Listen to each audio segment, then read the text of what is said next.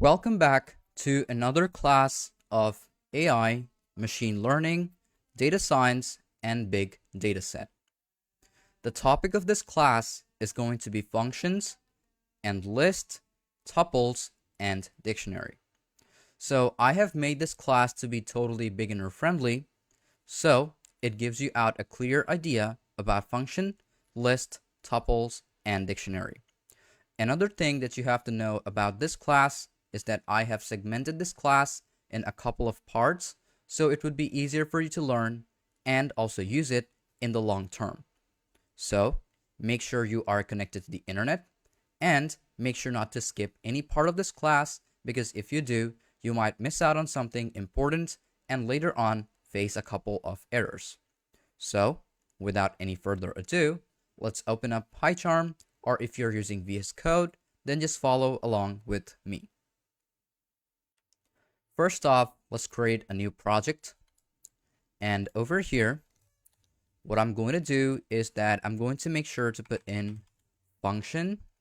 Then I'm going to put in, let's say, ex1. Okay. Now inherit the packages and press on create until the interface opens up on your screen.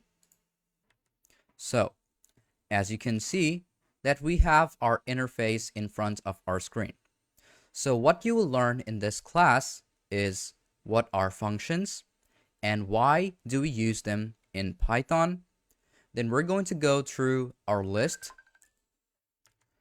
We're also going to learn about how they are used in data science and machine learning. And the last thing that you have to keep in mind, just like I said, I kept or made this class to be super beginner friendly. So I'm also going to be using simple beginner codes.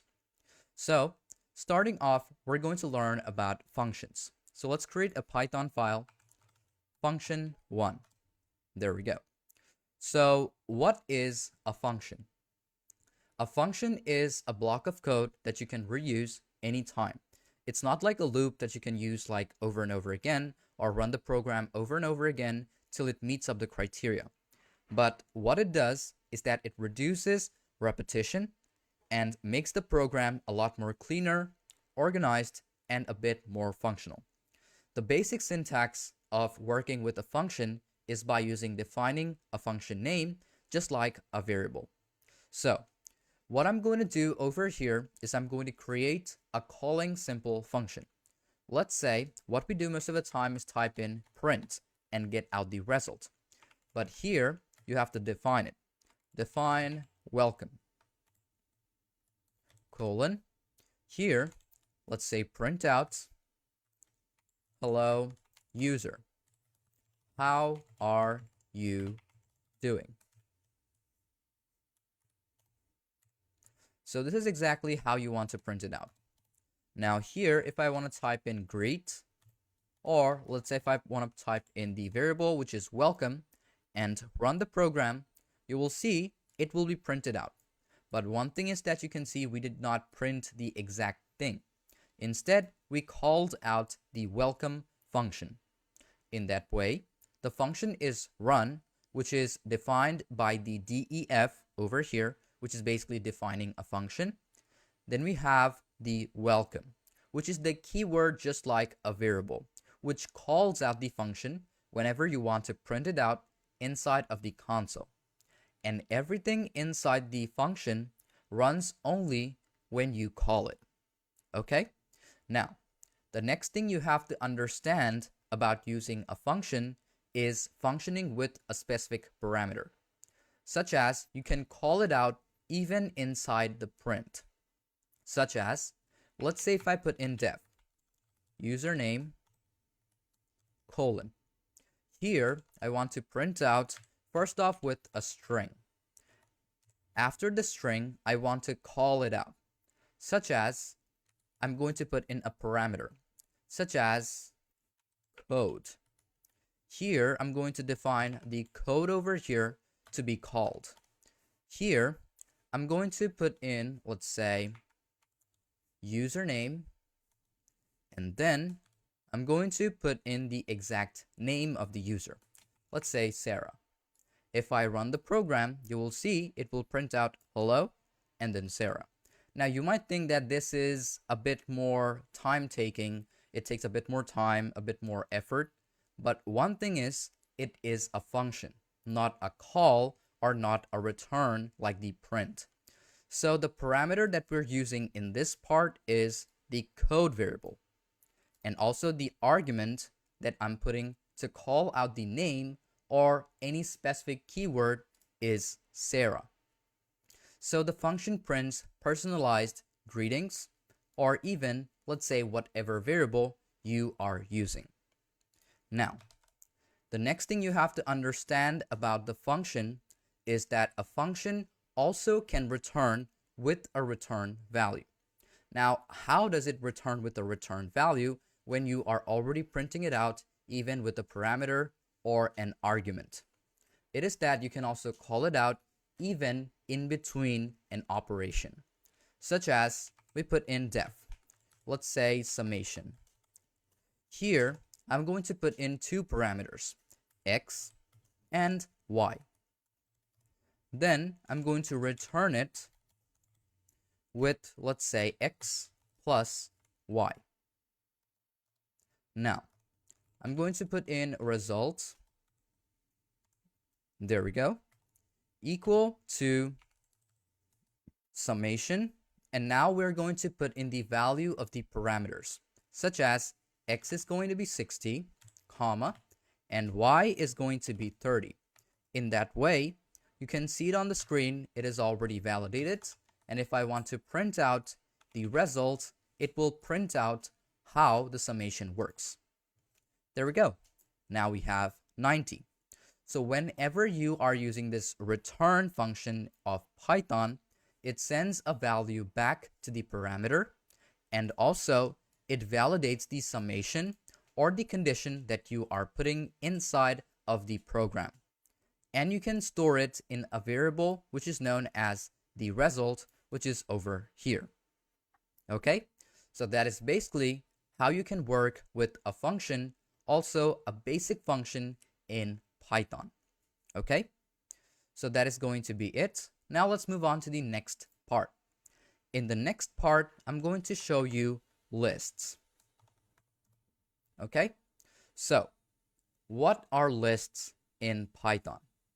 A list is basically a box or a category which can store multiple values in one variable. So obviously you have experience with list. If you've checked out my previous classes, you already know how does list work and how you'll be able to make it. So let's say I'm going to put in number, no, equal secondary brackets, let's say 11, 22, 33, and 44. Okay, so on the next one, what we can do is we can print out the numbers just like this, and the list will be printed. Now, we already know how to print out and create the list, but how are you going to access them? So we have to use indexing. Let's say if I put in print number, now to call out the index, we put in secondary bracket. Now, as you already know, in Python, indexing starts from 0. So 11 is 0, 22 is 1, 33 is 2, and 44 is 3. If I want the first element, which is 11, I will put in 0. If I want another value, let's say I want to print out 33. So here, I'm going to put in number, and I'm going to call in number 2. Print them out, and you will see 11 and 33 will be printed. So now you understand about how the indexing works in Python. Now, how are you going to modify a specific list? Let's say, first off, you have to call in the variable, which is the number. Now, starting off with the index, I want to change out 22 with 55. So here, I'm going to call out 1 as the index, equal to, now you put in the value, which is going to be 55. And here, if I print out the value of the variable, run the program, you will see 11, 55, 33, and then 44, but there is no 22, as this is already modified the list. Then, how do you add and remove items from a list? First off, you put in number. Dot put in append. Let's say I also want to add in 66. Number dot append. I also want to add in 77. In this way, if I print out the value, you will see in this list, it is also going to add up 66 and 77 at the same time. There we go. If you also want to add in 22, here I'm going to put in number dot append 22, run the program, and there you go. At the end, there is 22 available or present there. Now, the last thing that you need to know about looping through a list is how to loop. So here, let's say for number in numbers, okay? Or in NO. Here you can put in number, just like this, colon. Here, I want to print out the value, let's say value, and over here, comma, and call in number. Instead, what you're going to do, you're going to type in number, call out the variable, and you will see everything will be looped through in one program or running the program only once. So this is basically what you can do with lists in Python. So we're also done with lists. Now let's move on to tuples. So if you have no idea about tuples, tuples are also kind of like a list, but those are immutable. And it is represented using a parentheses. So first off, I'm going to put in tuple underscore 1. So the first thing about the tuple is that it is kind of like a list, but it cannot be changed, modified, added, or even replaced. Let's say week. I'm going to put in weekend. Weekend is going to compose of, let's say, Thursday, Friday, and also Saturday. Here, first off, I want to print out the weekend. Run the program. There we go. We have Thursday, Friday, and Saturday. Now, how are you going to access the items in tuple? In the same way, print weekend, secondary bracket. Let's say I want to print out Saturday, which is 2 in the index. Run the program. There we go. We have Saturday. In the last one, I'm also going to show you how tuples are immutable. If I want to put in weekend dot append, and I just want to put in, let's say, Sunday. Run the program, you will see that it has no attribute. It is because tuples cannot be changed, it cannot be accessed, it can be accessed, but it cannot be modified. So you can print out the program weekend. Run the program, and there we go. It is immutable. So in list and tuple, the difference between them is lists can be changed, but in tuples, it cannot be changed, neither modified and neither deleted. So tuple basically protects the data from being changed accidentally and even replaced accidentally. Okay? So that is it about lists and tuples. Now, the next thing that you want to know about the last part of this class is the dictionary. So I'm going to put in dictionary underscore 1. Okay? So first off, you have to know that what is a dictionary. So a dictionary is also a type of a category, but it stores data in key value pairs, which means that it is going to contain both the heading and also the value of that heading. So whenever you want to list out or let's say filter out data, it is basically a lot more simple whenever you are working with dictionary. Let's say I'm going to create a variable. Okay?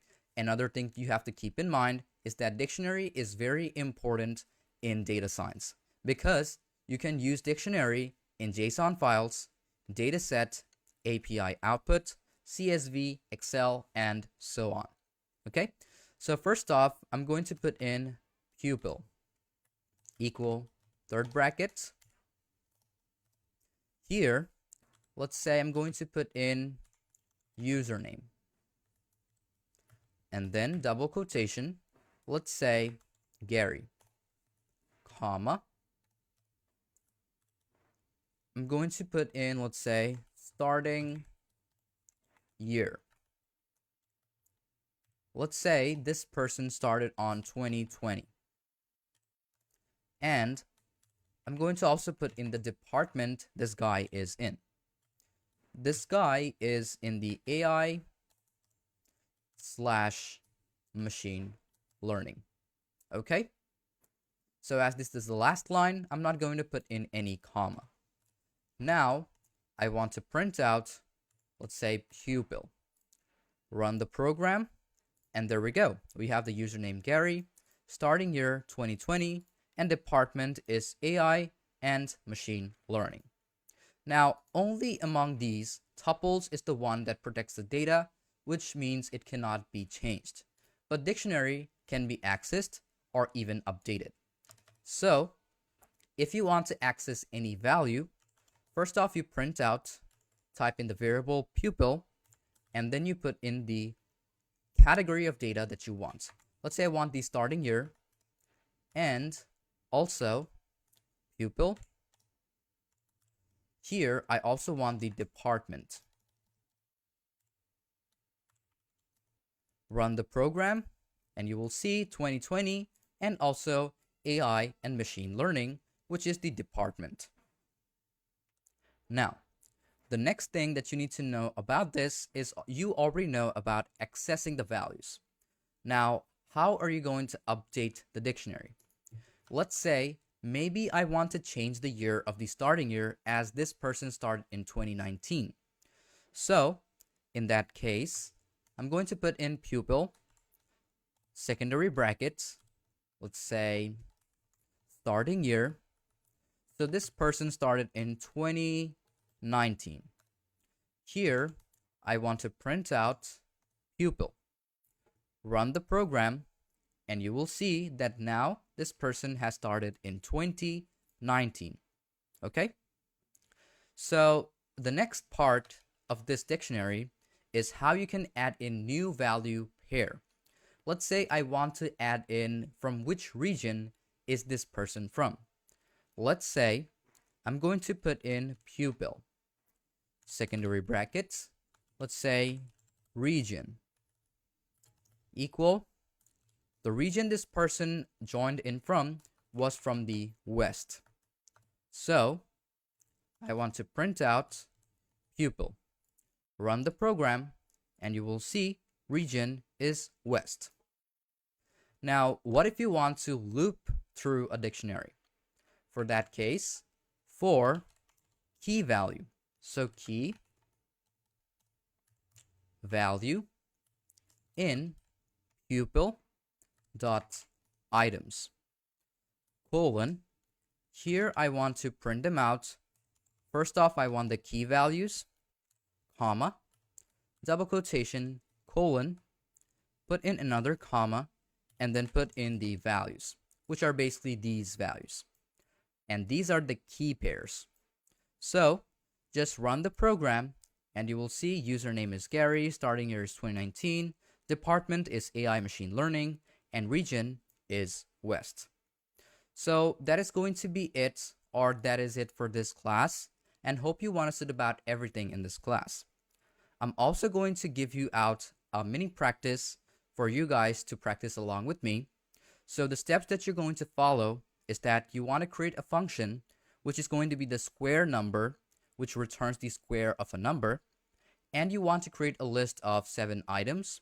I want you to create a tuple of 7 country names. I also want you to create a dictionary about your laptop.